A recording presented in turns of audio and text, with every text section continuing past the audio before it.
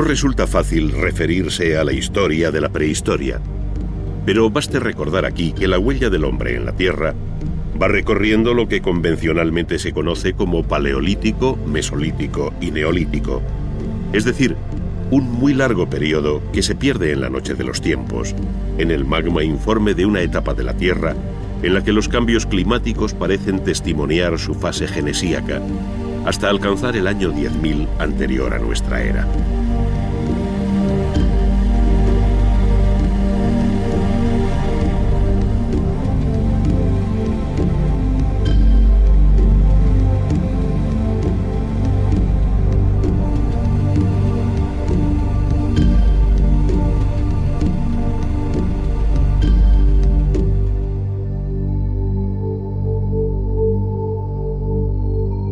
Cada una de estas etapas conoce varias subdivisiones, escaladas con gran esfuerzo por un hombre que a través de las razas de Neandertal y Cromañón alcanza entre los estudiosos el apelativo de Homo sapiens sapiens.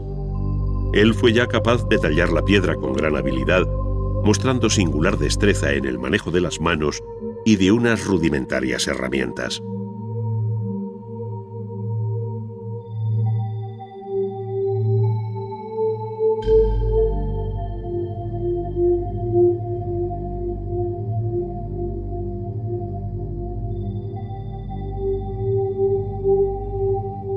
A este Homo sapiens sapiens se debe en definitiva el nacimiento del arte que llamamos paleolítico. Es el arte de las cuevas, el arte rupestre. Son los primeros relieves y pinturas, los pequeños utensilios tallados en hueso, las primeras esculturas, como las conocidas Venus paleolíticas. Un mundo, en fin, que anuncia nuevos horizontes.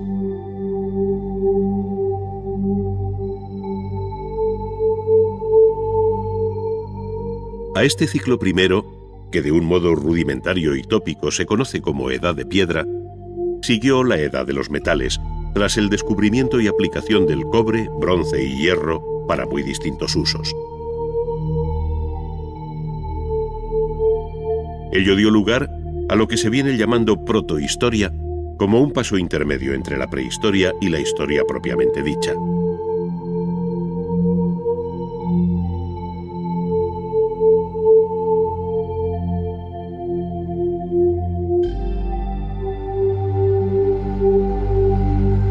Coincidiendo con estos periodos últimos, surgieron las civilizaciones de Mesopotamia y Egipto, cada una con su historia particular, que en sus epígonos conducen a periodos más cercanos geográfica y cronológicamente. No en vano, una y otra saludaron desde su ancianidad a culturas más jóvenes, que tomaron el testigo de la historia, constituyéndose en la base de la que un día se llamaría cultura occidental, esto es, Grecia y Roma.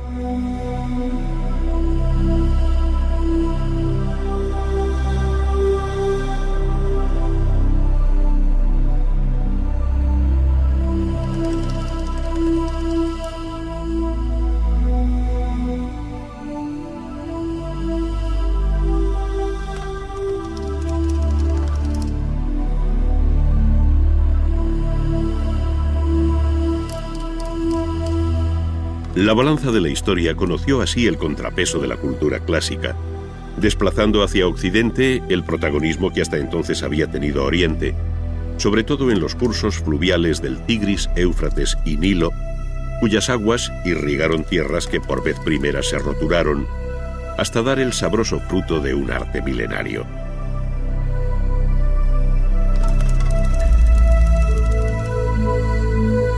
Este estuvo sujeto a 1000 avatares que hicieron del arte mesopotámico un difícil cuadro de secuencias yuxtapuestas, mientras que el arte egipcio aparece con una serenidad inmutable, donde solo el especialista es capaz de percibir los leves cambios producidos en su milenaria existencia.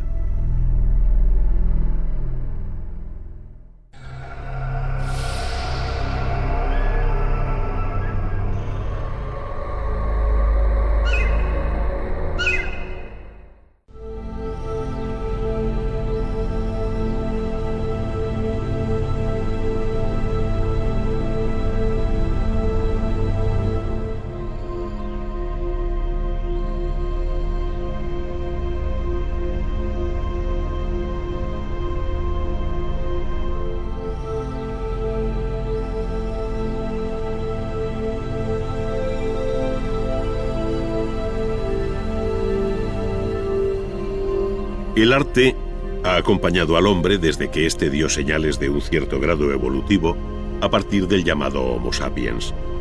Más allá de los utensilios en piedra, cuya talla va dominando en forma de hachas, raederas, cuchillos o puntas, muy pronto se abrió camino el gran arte de la pintura.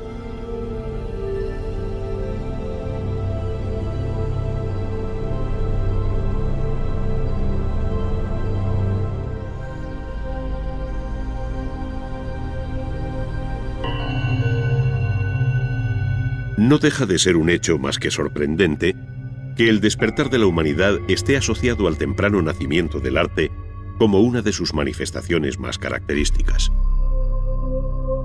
Se dirá que la finalidad del llamado arte prehistórico se vincula a la magia y a rudimentarias prácticas de iniciación, pero no es menos cierto que de sus composiciones emana una belleza que aquellos hombres de la época magdaleniense no dejaron de percibir.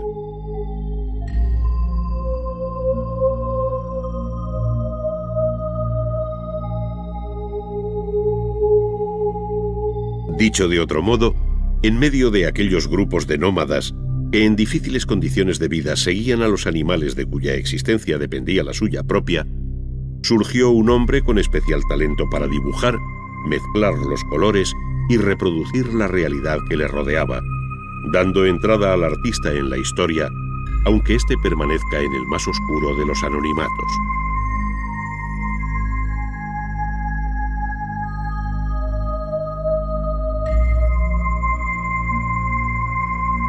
Es más, aun desconociendo sus nombres, la historia del arte universal será deudora para siempre de los artistas que hicieron de las cuevas de Altamira y Lascaux los primeros conjuntos de pintura mural, cuya grandeza y silencioso atractivo se hacen cada día más elocuentes.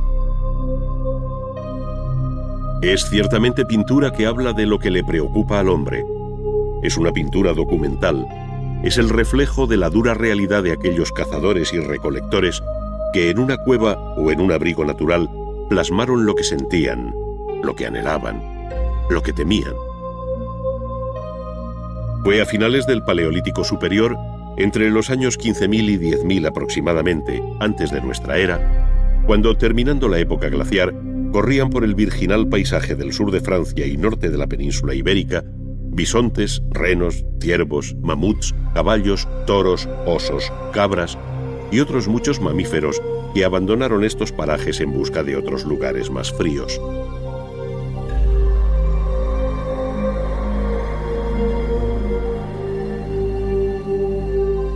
Toda aquella variada fauna fue captada por el artista con ojo atento y mano sabia, haciendo evidente y vivo lo que paleontólogos y arqueólogos hallan inerte bajo tierra. Sus excavaciones no hacen sino corroborar lo que el arte consagró visualmente.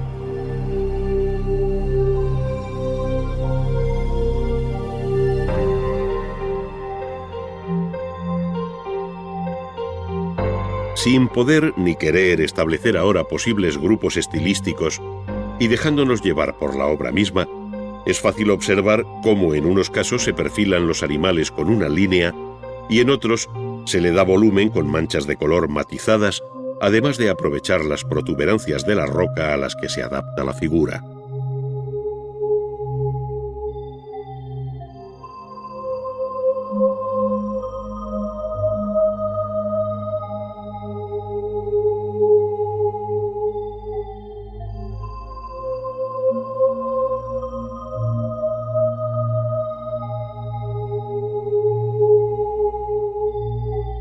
Por otra parte, a la visión estática de bisontes y caballos se contrapone la imagen dinámica de los animales a los que se ve correr y trotar.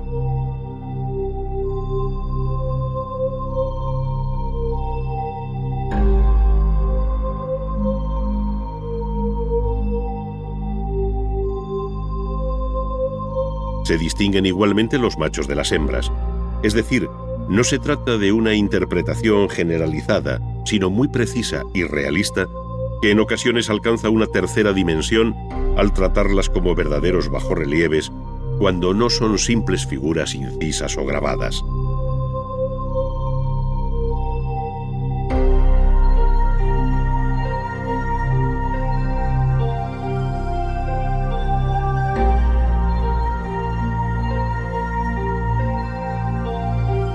El arte rupestre evolucionó desde el Paleolítico hasta el Neolítico, cuando la figura humana irrumpe en la pintura al tiempo que pierden grandeza los animales. Con ello da a entender que estamos ante una nueva sociedad que descubre los beneficios de la agricultura, que entre otras cosas permitirá al hombre fijar su residencia en un lugar, perdiendo su anterior condición de nómada.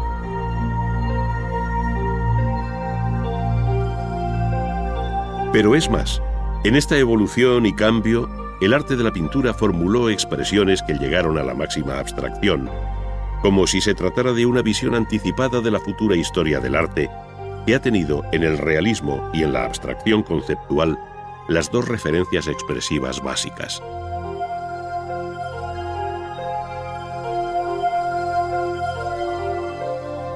Desde otros ángulos se observa el nacimiento de la arquitectura, que llamamos megalítica por el gran tamaño de las piedras utilizadas, y cuyo desarrollo alcanzó la edad de los metales, enlazando así con las culturas históricas.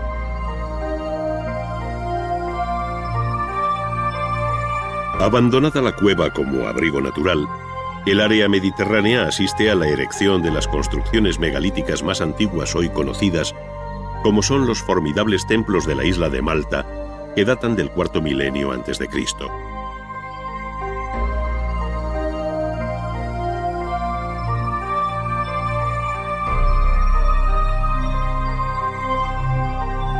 Más recientes son las construcciones megalíticas de la isla de Menorca, donde tanto las llamadas taulas como las navetas permiten ver el creciente refinamiento constructivo de estas construcciones bañadas por el sol.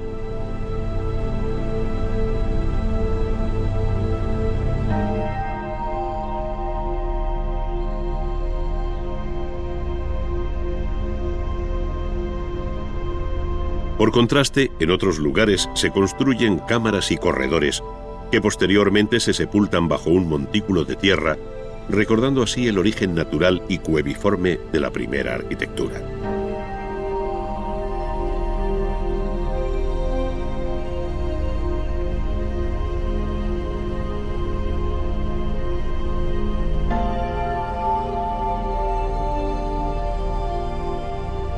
Pero la construcción megalítica más conocida, y probablemente la más sorprendente de cuantas nos han llegado, es la de Stonehenge, en Gran Bretaña, erigida entre el tercero y segundo milenios. Su inserción en el paisaje, la vinculación solar con el solsticio de verano y la imponente masa de sus piezas revelan una técnica constructiva y un refinamiento conceptual que eclipsa la aparente rudeza de sus elementos.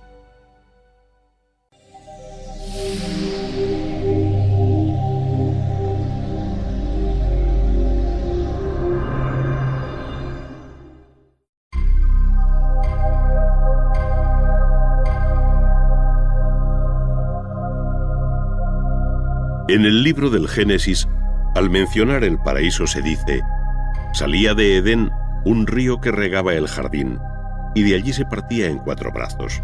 El primero se llamaba Pisón, el segundo Gijón, el tercero se llama Tigris y corre al oriente de Asiria, el cuarto es el río Éufrates. Tomó Yahvé al hombre y le puso en el jardín de Edén para que lo guardase. El Antiguo Testamento se refiere así a la tierra que los griegos llamaron Mesopotamia, esto es, la zona comprendida entre los ríos Tigris y Éufrates. Allí se asentarían pueblos y culturas rivales que, sin embargo, a partir de Sumer, alumbraron una de las civilizaciones más antiguas.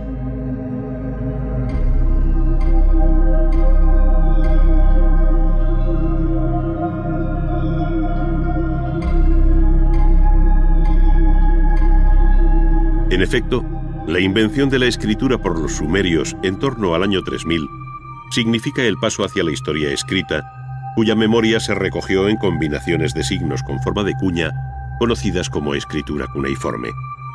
Fueron los escribas y sacerdotes quienes fijaron nombres y escribieron aquellas crónicas que permiten descifrar hoy la historia de Sumer, tantas veces plasmada sobre los propios relieves y esculturas.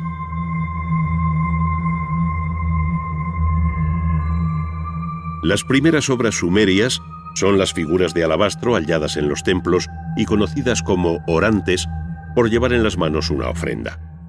El esquematismo de sus ropas y anatomía contrasta con la expresividad del rostro, donde la abierta mirada se convierte en insondable enigma.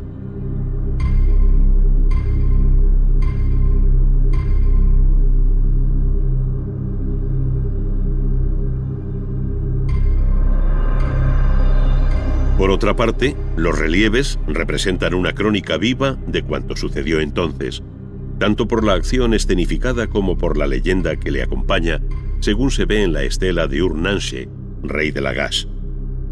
El monarca, siempre de mayor tamaño, aparece con su mujer, hijos y séquito, en el que no falta el copero, seguramente para celebrar el inicio de la construcción de un templo, a juzgar por los ladrillos que lleva el soberano sobre la cabeza.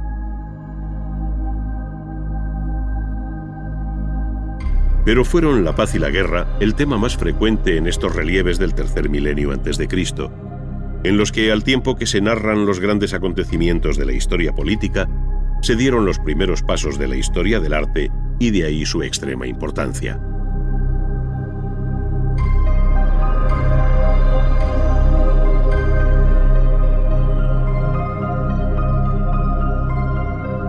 Efectivamente, la guerra y la paz vuelven a representarse en el llamado estandarte de Ur, hecho a base de lapislázuli e incrustaciones de concha de nácar.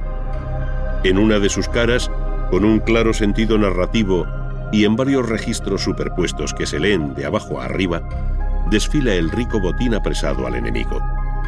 Mientras, en la parte alta se celebra una fiesta en la que el rey y su corte comparten bebida, escuchando a una cantante y un arpista.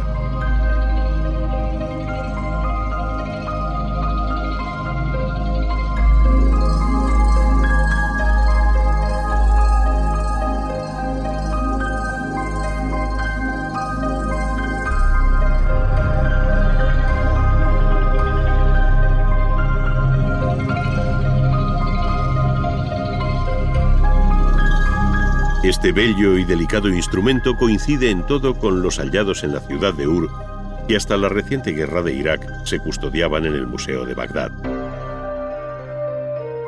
Las ciudades-estados de Sumer sucumbieron en la segunda mitad del tercer milenio ante el empuje arrollador de Sargón de Akkad. Sus descendientes ampliaron los límites geográficos del imperio acadio hasta el Kurdistán, con campañas militares como la que recuerda la célebre estela de Naram Sin. Allí, en opinión de André Parrot, vencedores y vencidos escenificaron una primera versión del cuadro de las lanzas de Velázquez.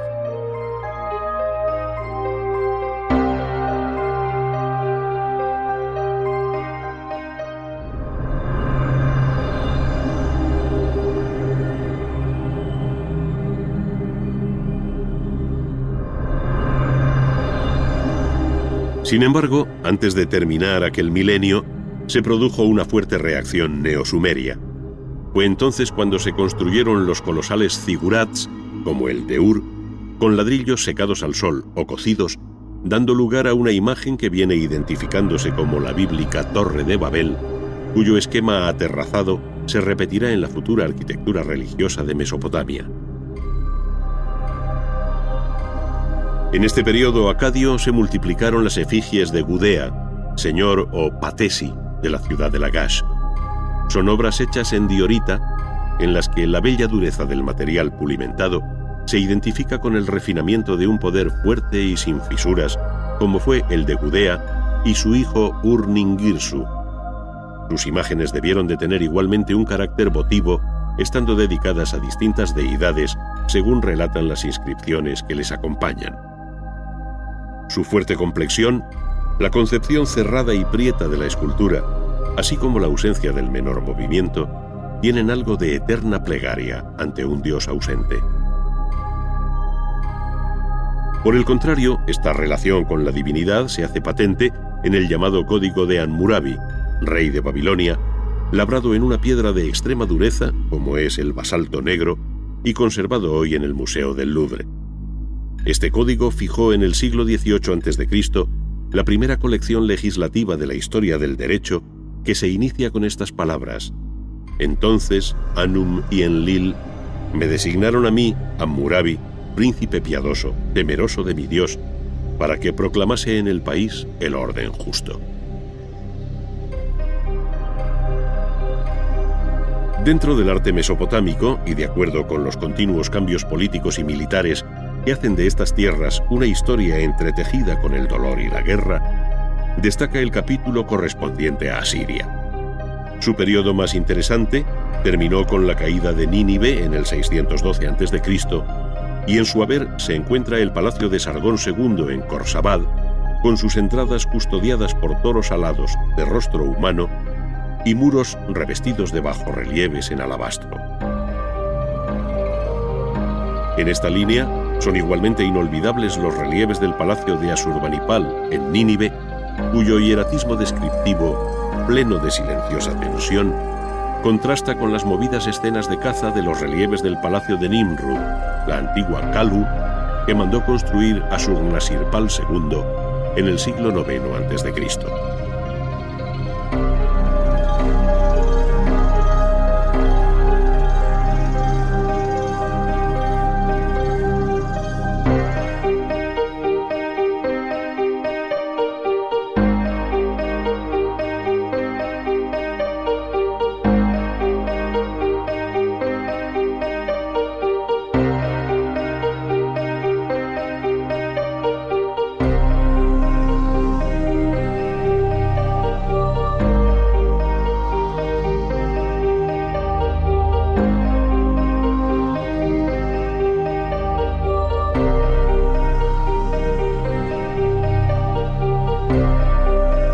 En este campo, las imágenes de animales como la leona herida quedarán para siempre en nuestra retina como una de las obras más sobresalientes de la historia del arte.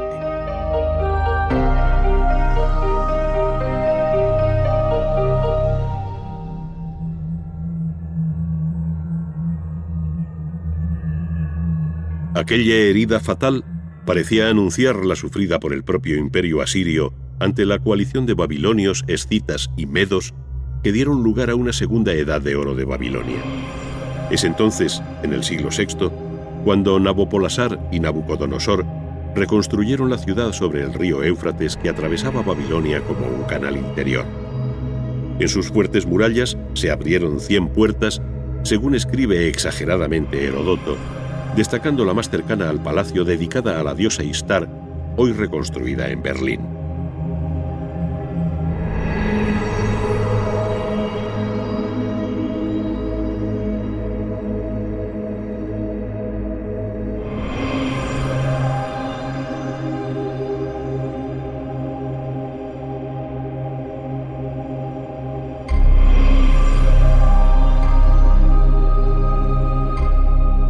Su decoración en cerámica vidriada y polícroma enfatizaba el arranque de la vía de las procesiones que terminaba en el templo del dios Marduk sobre un formidable zigurat.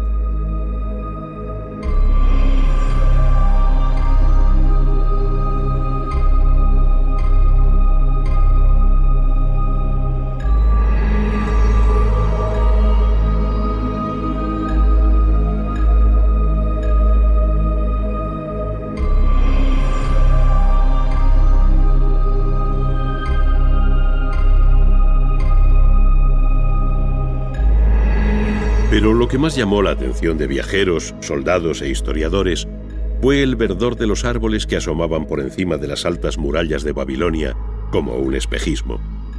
No era otra cosa que los míticos jardines colgantes con los que Nabucodonosor quiso mitigar la nostalgia del paisaje que vio crecer a la reina Amiotis, hija del rey de los Medos. Para ello se dispuso de suelo artificial sobre una estructura de pilares y bóvedas de ladrillo con un perfil escalonado. El agua se subía por un procedimiento de poleas, de tal forma que por caída se regaba el jardín de especies arbustivas y arbóreas cuya impermeabilización se aseguraba con betún. Surgió así una de las 7 maravillas del mundo antiguo, que sin embargo conocería una vida muy corta. En el año 539, Ciro de Persia entró en la ciudad y allí terminó su hegemonía.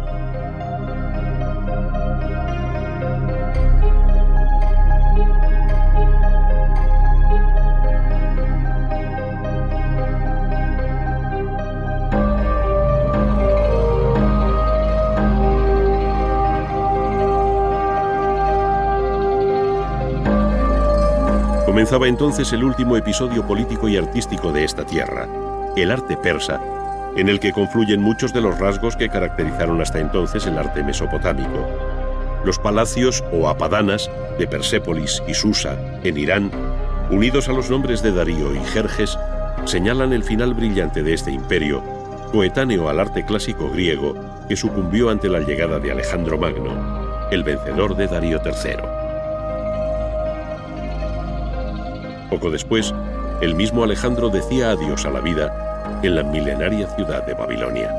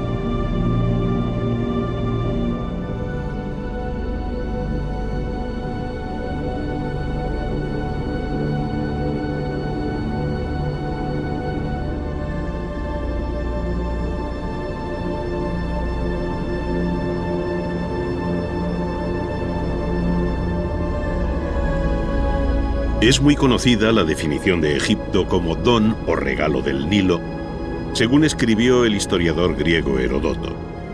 Y es que efectivamente el río Nilo viene a ser la líquida columna vertebral de una cultura cuyo arte e historia se identifican de modo muy especial con su marco geográfico.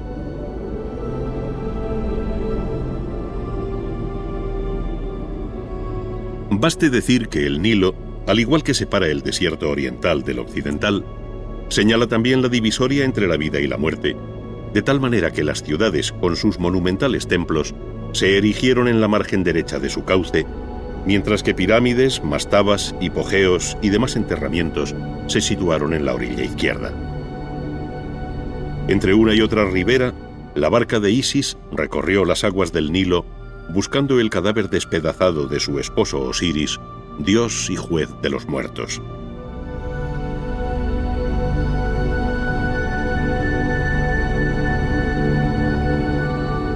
Pero el agua también es vida, y el Nilo, en sus periódicas crecidas, proporcionó el limo fertilizante que convirtió sus orillas en un feraz vergel. Es decir, al igual que ocurrió en Mesopotamia con el Tigris y el Éufrates, ahora es el Nilo el río que proporcionó savia a uno de los focos culturales más extraordinarios de la antigüedad.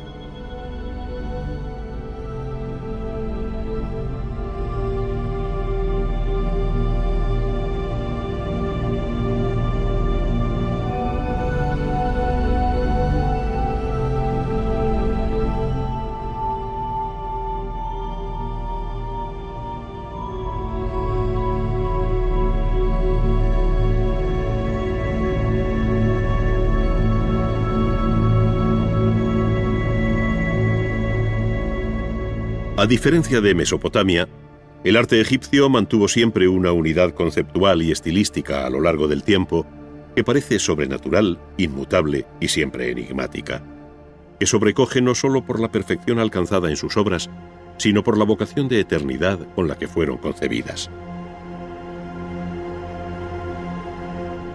El hecho de la momificación sintetiza ejemplarmente el deseo de permanencia de una civilización que encadenó el tiempo limitado de los hombres al tiempo infinito de los dioses.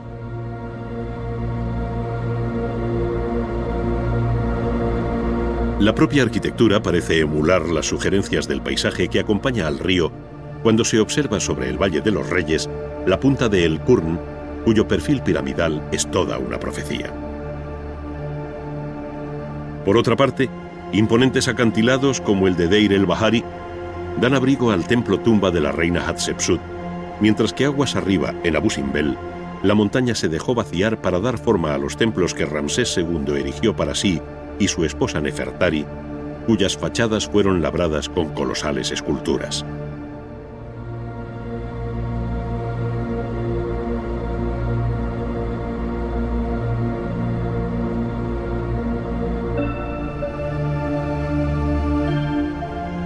Sin embargo, son las pirámides las que se han quedado en la memoria como la hazaña constructiva más sobrecogedora del antiguo Egipto, siendo la de Saqqara la más antigua de las conservadas.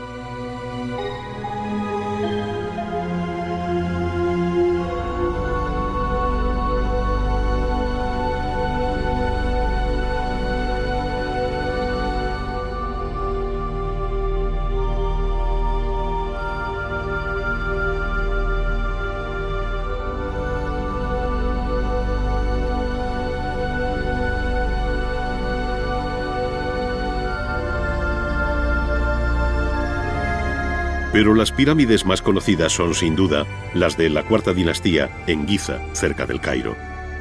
Allí, la relación compositiva de unas con otras, la presencia de la gran esfinge, el acompañamiento de pirámides menores, mastabas y templos funerarios, dan una idea cabal de lo que llegaron a ser las necrópolis egipcias a orillas del Nilo. En Giza, las tres pirámides mayores, construidas a mediados del tercer milenio antes de nuestra era, albergaron los enterramientos de Keops, Kefren y Mykerinos.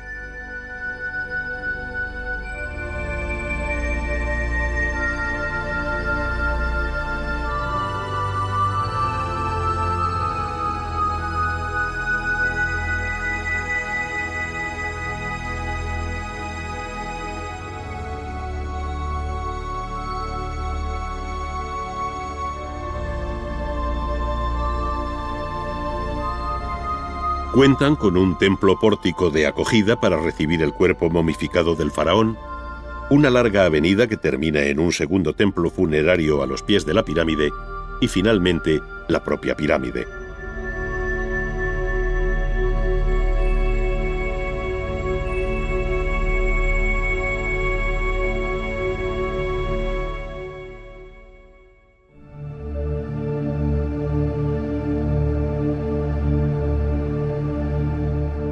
En su secreto, angosto y oscuro interior, los pasadizos, corredores y galerías ofrecen un sofisticado sistema de seguridad y engaño para desorientar a los salteadores de tumbas y asegurar así el reposo eterno del faraón en su cámara sepulcral.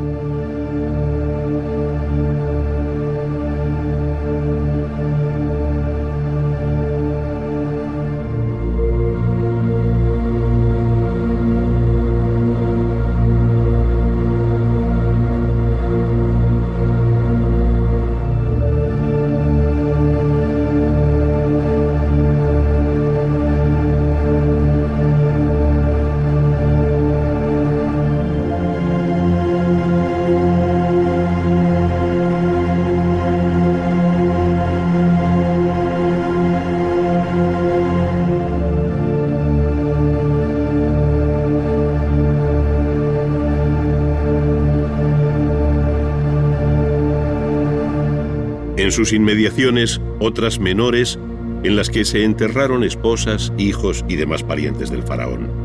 Todo siempre de acuerdo con un orden axial, jerárquico y riguroso, en una estudiada orientación astronómica.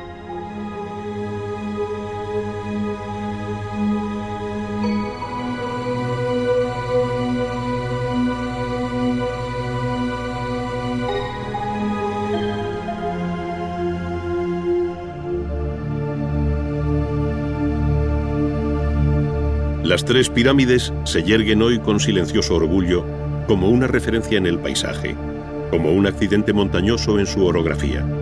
Parecen pertenecer más a la naturaleza del desierto que a la historia de un pueblo.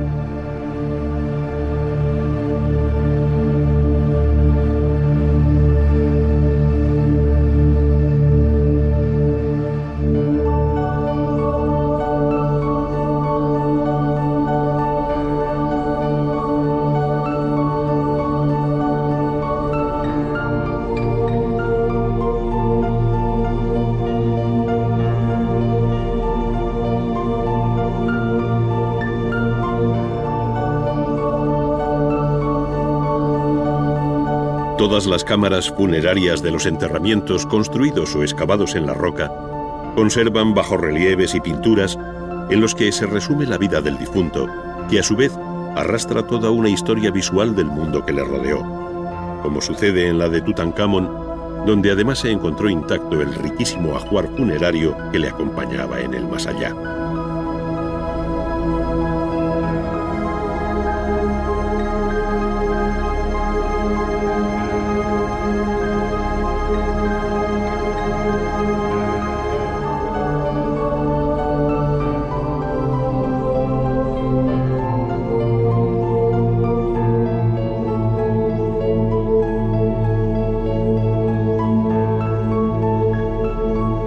En estos recintos funerarios se muestra la vida toda del antiguo Egipto, sus dioses y creencias, la guerra, la paz, la caza, el paisaje, la flora y la fauna, es decir, todo cuanto tuvo entidad en este formidable valle del Nilo.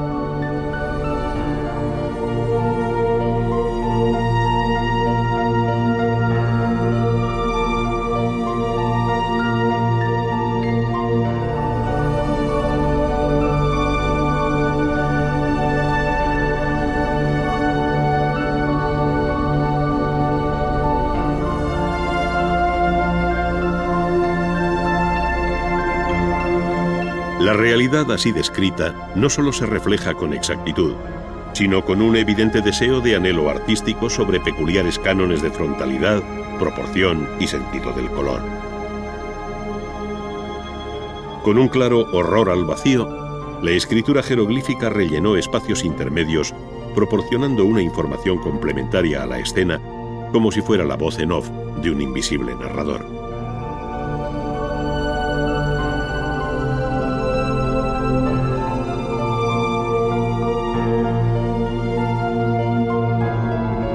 Aquellos mismos cánones fueron también compartidos por el relieve y la escultura exenta, donde la conocida imagen del escriba sentado se repite con pocas variantes formales bajo la quinta dinastía. Es decir, sus ojos abiertos nos miran así desde hace unos 4.400 años.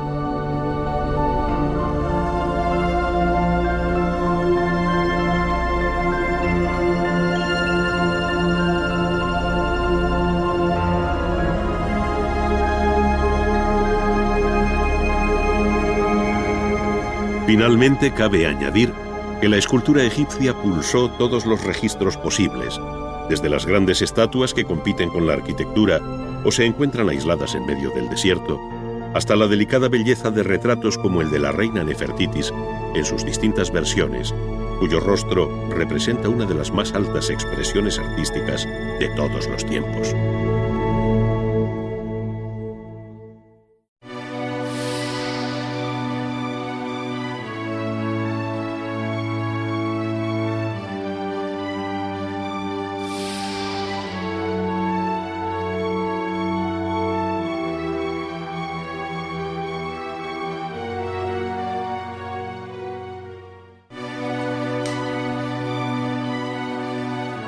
La historia de la arquitectura ha utilizado desde sus orígenes la madera y el barro para sus construcciones, pero ha sido la piedra el material que ha dado mayor nobleza a sus fábricas.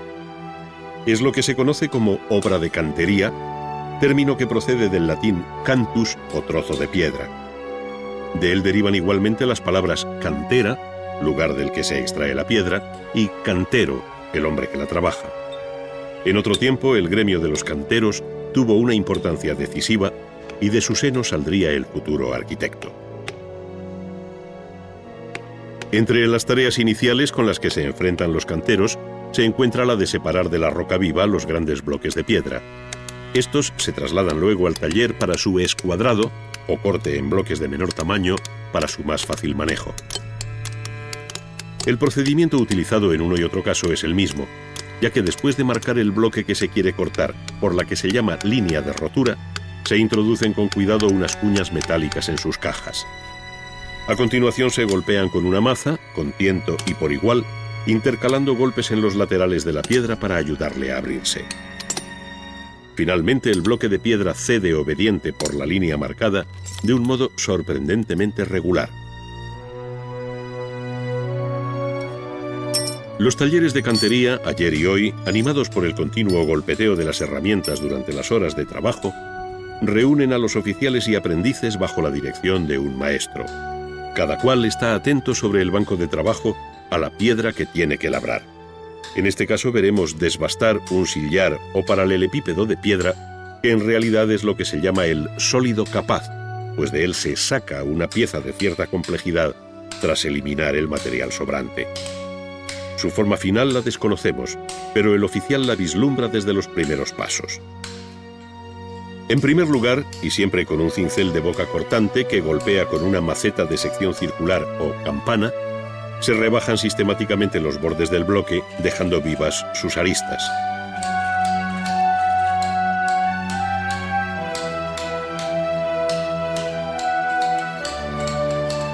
Estas bandas, de unos 2 o 3 centímetros, se afinan al máximo, comprobando su horizontalidad con una regla o un simple listón de madera.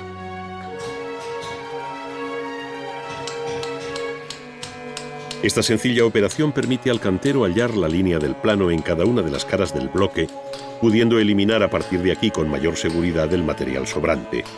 Para esto se ayuda de un escafilador o un cincel más potente por su boca y corte, dado que el trabajo es más vasto.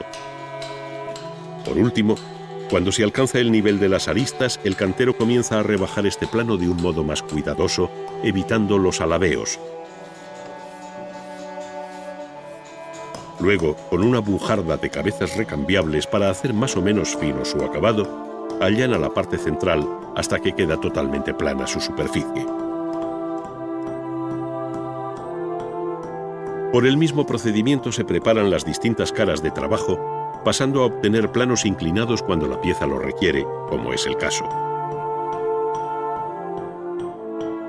Sobre esta cara se trazan ahora unas líneas paralelas para distribuir y sacar los perfiles de unas futuras molduras cóncavas y convexas, separadas por bandas rectas, de tal modo que el perfil último de la pieza será mixtilíneo, tal y como previamente se ha dibujado. Para ello, con un riguroso orden de trabajo, se obtienen primero los planos iniciales de cada una de las molduras, y sobre estos, con una gradina de boca dentada, se va dando forma a las molduras con pequeños golpes sin separar la herramienta de la piedra.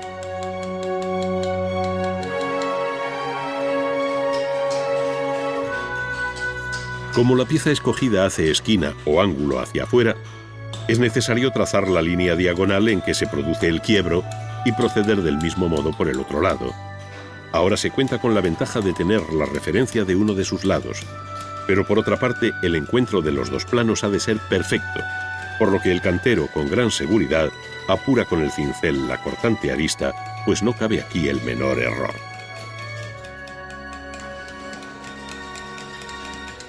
Estos elementos arquitectónicos ocupan lugares distintos en el edificio, por lo que el cantero debe resolver no solo los ángulos en esquina hacia afuera, sino también hacia adentro. Esto entraña otro tipo de dificultades que se resuelven por el mismo procedimiento y con análoga maestría.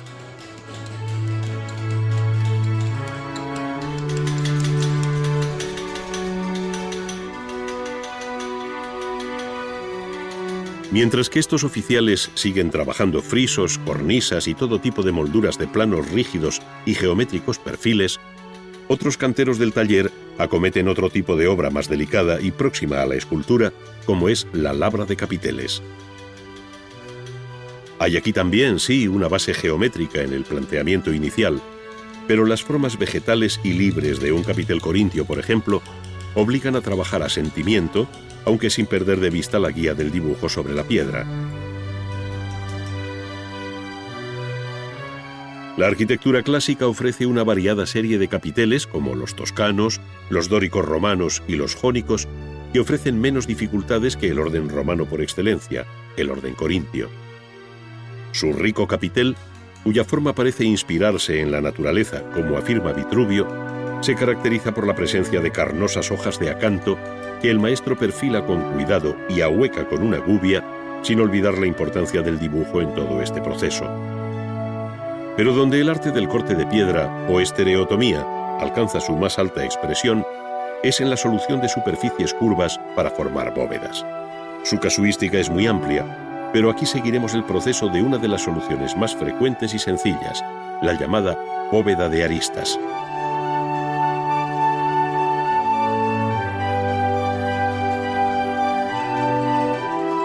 Para construir un arco o una bóveda, es preciso hacer previamente las plantillas de cada una de sus piezas, para lo cual se dibuja con un compás sobre un plano dicho arco o bóveda con el mismo tamaño que va a tener la obra construida, es decir, a escala 1:1. Trazado el arco, se marcan radialmente unas líneas que marcan el número de piezas o dovelas que lo componen, así como su longitud, es decir, el despiece del arco y las líneas de corte. Este dibujo recibe el nombre de montea.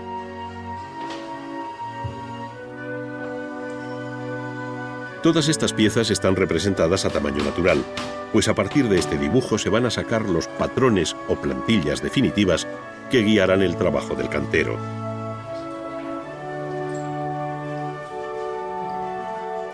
Para que no se deformen o alteren estos patrones en su constante uso por los canteros, lo habitual es repetir el mismo dibujo sobre una fina lámina de hojalata y recortar posteriormente la forma de la dovela.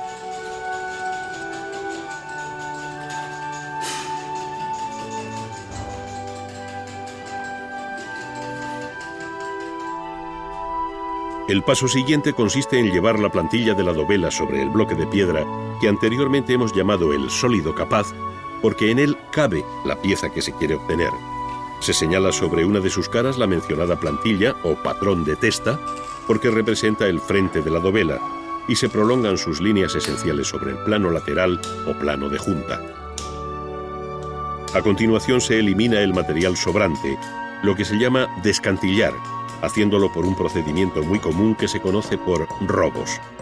Al cincel y la campana sustituirá luego la pesada bujarda con la que se rematan sus distintas caras.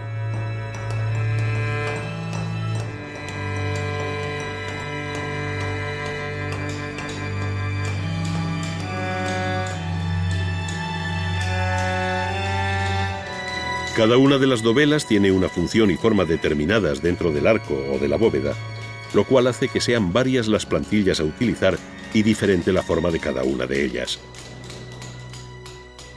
En este caso vemos una de las dovelas que corresponde a las aristas de la bóveda, esto es, a la pieza en la que se dan cita dos planos distintos. De ahí su mayor complejidad, si bien el procedimiento de su traza y labra son análogos a lo ya descrito. Viene a ser una dovela en ángulo.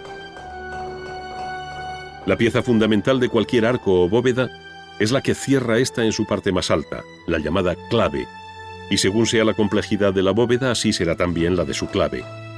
Tratándose ahora de una bóveda de aristas, formada por dos bóvedas que se cruzan perpendicularmente, la clave tendrá necesariamente forma de cruz.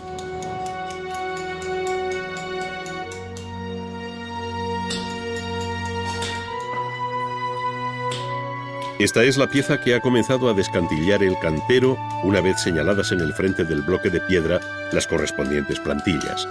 Se repite de nuevo el mismo procedimiento y se utilizan las mismas herramientas anteriormente descritas, dejando a la bujarda la labor de acabado final con su inconfundible huella granulosa.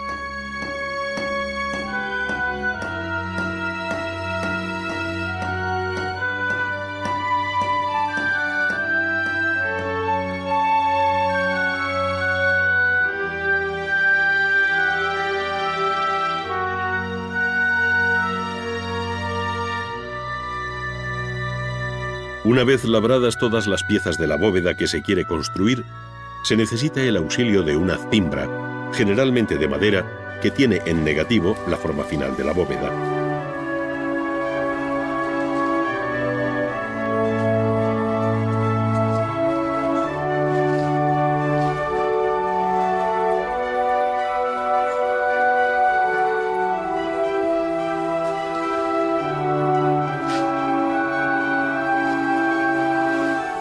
En la cimbra se irán apoyando las distintas dovelas por riguroso orden a partir del montaje previo que se ha hecho sobre el suelo de este modelo reducido, pero real. Las primeras piezas en colocarse son los salmeres, que señalan el arranque de la bóveda sobre los muros, donde se utiliza, como en toda la construcción, un ligero mortero para ayudar a fijar la piedra. Después se coloca una de las que hemos visto trabajar, y que hemos llamado dovela en ángulo, que responde a las aristas interiores y cuyo quiebro se advierte igualmente desde el exterior. Para que ésta quede firmemente asentada se colocan a sus lados otras tantas dovelas que se reciben igualmente con mortero, observando cómo se colocan pequeñas cuñas de madera para mantener los niveles e ir ajustando todas las piezas.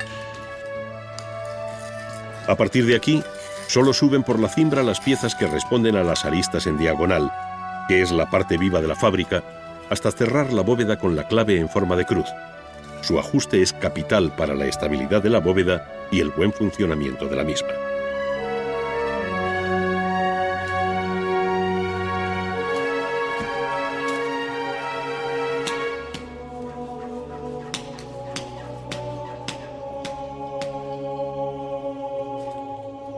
Después se van colocando las dovelas restantes hasta completar la bóveda para finalmente descimbrarla, esto es, retirar la cimbra para que la bóveda se asiente y entre en carga sin apoyo alguno.